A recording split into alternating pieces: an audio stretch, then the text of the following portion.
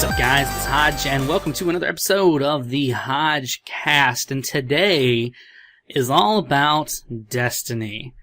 Now, I know that around the interwebs and around gaming, there is a stigma around Destiny.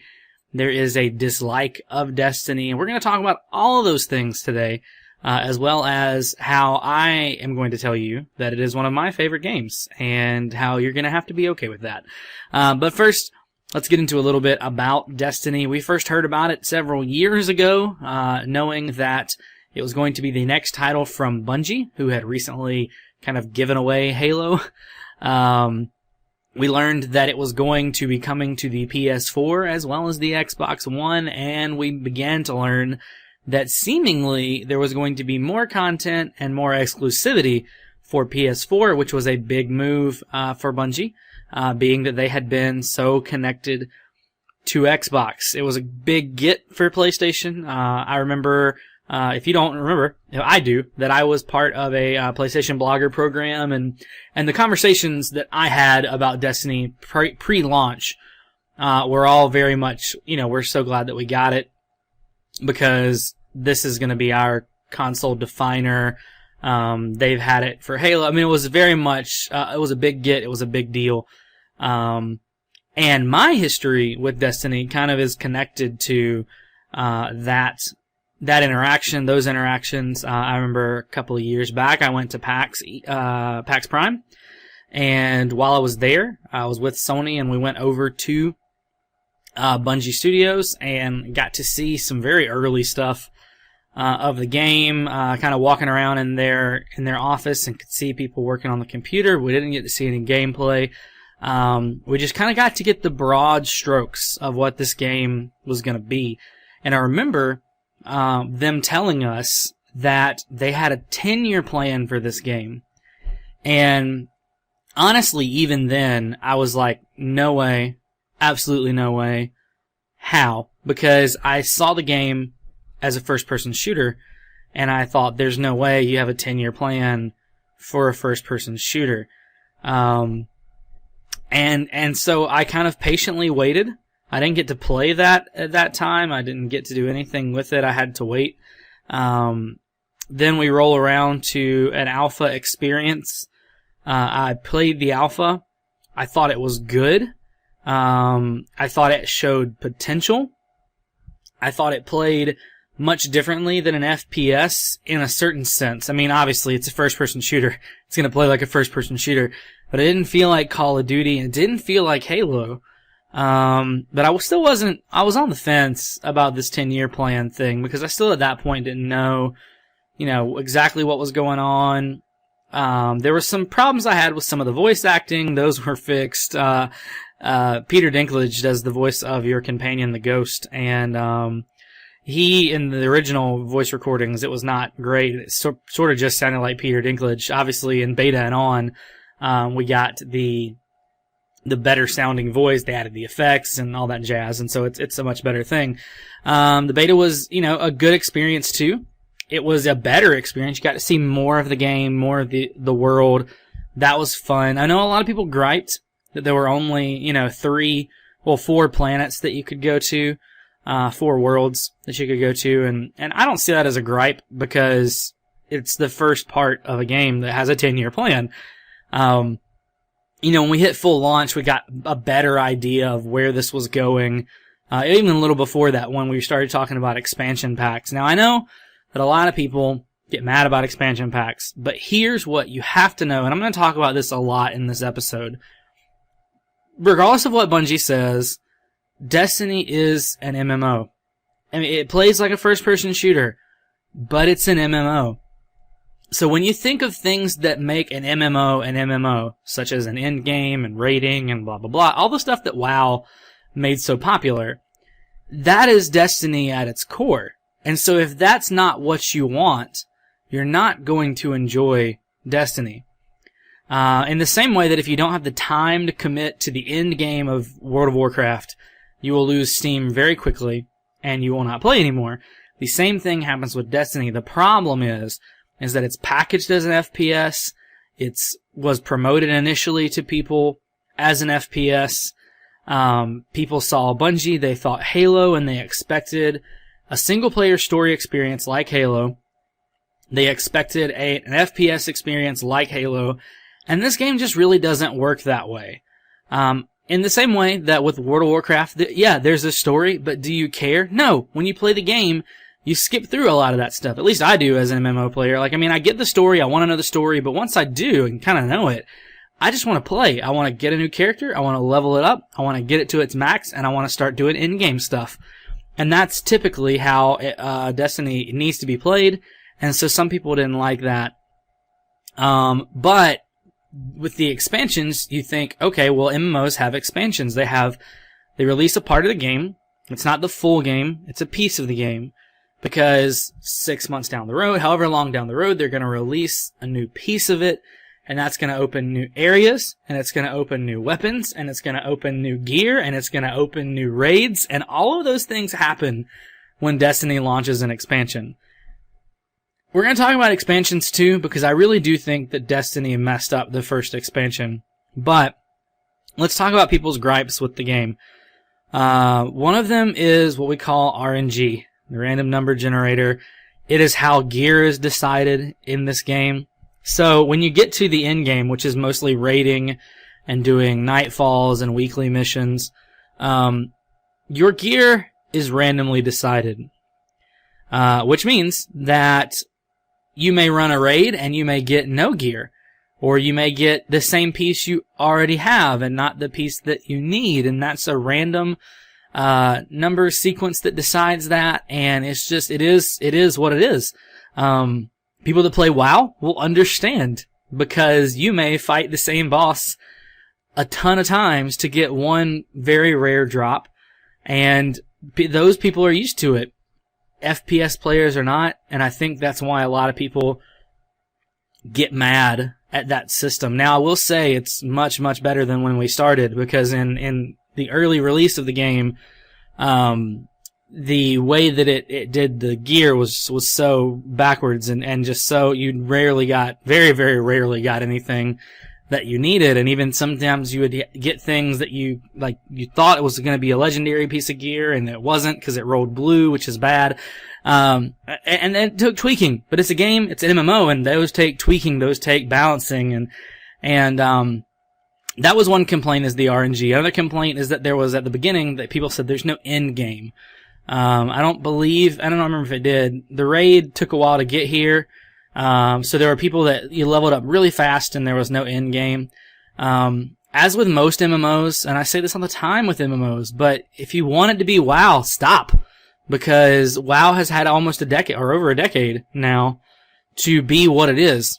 If you want an MMO to be WoW right out the gate, you're asking way too much. WoW wasn't WoW right out the gate. Not what it is today. Does that make sense? I mean, it's not the same thing. There took time, and it took tweaking, and it took expansions, and all the things that people aren't willing to wait for with new MMOs. That's why so many of them die or go free to play, because people expect them to be WoW on, day one, when WoW was not what it is on day one. So those are the people's gripes. Despite the fact that I really like the game, and it's probably one of my favorite games right now, I'm not without my own gripes. My gripes, interestingly enough, are the same gripes, in some ways, of other people. Number one, the RNG, kills me. So basically, I've been playing this game since the very beginning. Okay, so you want to get exotic weapons towards the end game, and those are going to help you, and you get those through raids and through nightfalls and random drops, right? There's one particular exotic weapon called the Galahorn, which is a rocket launcher, and it's one of my favorite rocket launchers. All of my friends have one. And it's very helpful when you get into higher level things, in-game type stuff. And I have yet to get one, and I can't even count anymore how many times I've been in a scenario where one could have dropped and it did not. So in that way, the RNG has failed me. I don't have the weapon that I want, but I just persevere and keep playing, and eventually one will probably drop.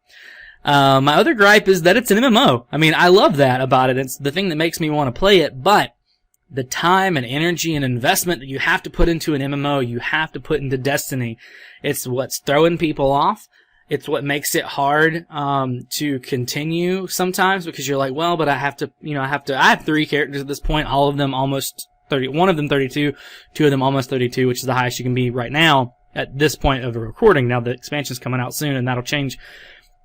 But I can't, I have to put, 3 characters, so I run raids 3 times, and I run Nightfalls 3 times, and all of that gets very time consuming. And it makes it kind of hard to do it, the way that you would like to, and that is just a thing that happens with MMOs. It's the reason I can't play WoW anymore, because I just don't have the time or energy. The other thing about that is it means that other games that I pick up, new games, often fall by the wayside, because if I get too wrapped up in them, then I forget to do things on Destiny, and then I'm way behind on Destiny. So that's kind of a gripe. It's not really the game's fault. It's the nature of the game, and I have to be better at managing my time and stuff, but it is a thing. Alright, so let's talk about the first expansion and what Destiny did wrong. Because in a lot of ways, I think the first expansion was going to make or break at least the public's current opinion of Destiny, and I don't think it was handled well. So, the first expansion drops, and everyone that had exotic weapons, all of a sudden, new drops of exotic weapons were higher in attack damage, so higher level weapons, right? If you got an exotic weapon pre-patch or pre-update, then you had to do something that was trading in your weapon, and that was random, because the merchant would only allow you to trade in certain weapons each week. And so that was frustrating to a lot of people, because maybe they had an exotic weapon they really loved to use, and now it was pretty much useless, especially in PvP. And so that was a big problem. It was a steep boundary to fix your weapons, because you had to have this exotic shard, and now they're a little easier to come by, but at the time it was really hard to get them. And so you would be stuck with weapons, or then maybe you had the exotic shard and you had the glimmer, which by the way is the money, and it was very expensive. You had both of those things, but then the merchant Zur, he only shows up for 2 days out of the week, and he showed up for several weeks without the weapon that you needed to upgrade in his inventory, and you couldn't upgrade it, so you were stuck with unupgraded weapons, and it was a mess. It was awful. And so I think a lot of people got turned off by that. A lot of the other stuff they introduced was good. I mean, they introduced a new raid, and that was fun, and they introduced new missions, new bounties and stuff, and that was fun. Those things I think were winners, but the gear system upgrade thing was bad. Now that I think is going to be very different in this next patch, because next update that's coming out like next Tuesday when I'm recording this.